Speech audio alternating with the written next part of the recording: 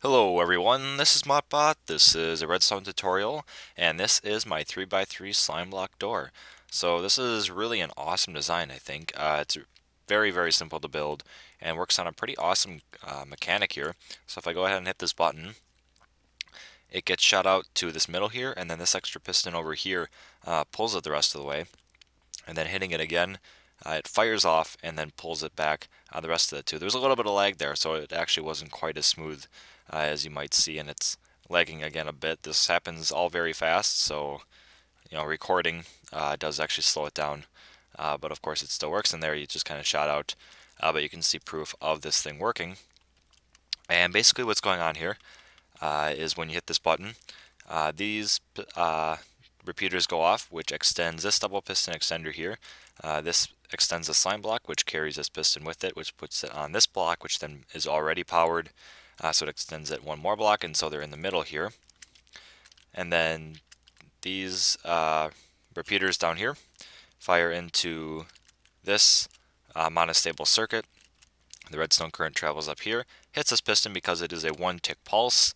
The piston will just fire. Since it's already here and there's nothing attached to it, it'll just quick pull it in and then pull it back.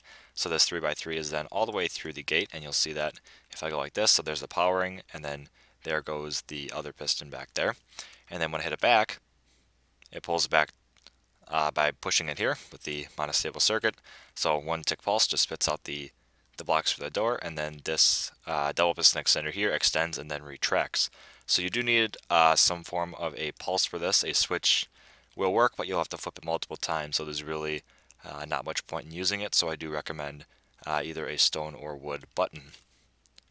So to start building this, you're going to want to mark out an area for it. I've just kind of chalked out a 5x5 here in glass, and then mark 3 wide of non-movable objects because the slime blocks will drag across that, and then you want to put your 3x3 on top of that, and then make sure that any blocks that it would touch, like across the top here or extending back in that direction, are non-movable objects as well.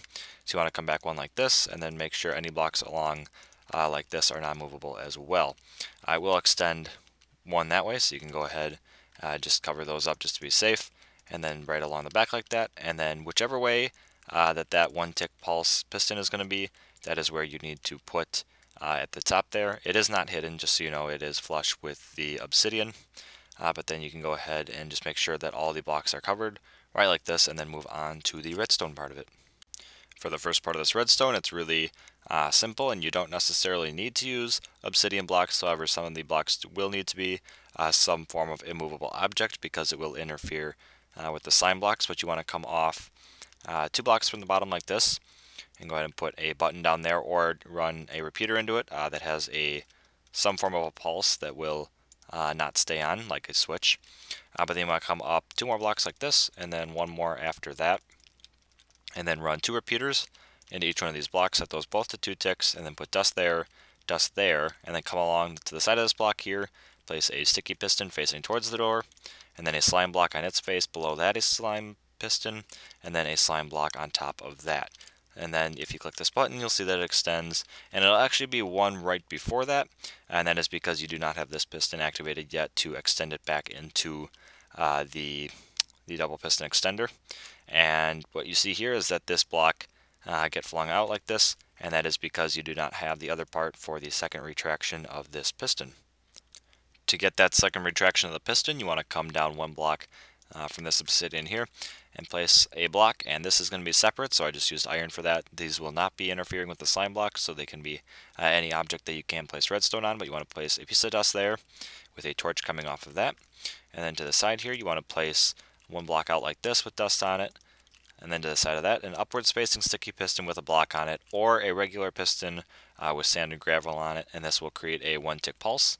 And then to the side of this piston here, you want to run a regular repeater that is on the default tick into a block with dust on top of that, and then that will power this piston when it receives that pulse. So if we go ahead right like this, you'll see, if it doesn't lag, that it goes out and then it comes back. And yeah, because I'm recording, it actually is pretty slow, so it's hard to catch, but you can see that now the slime block is pulling all the way back into the piston.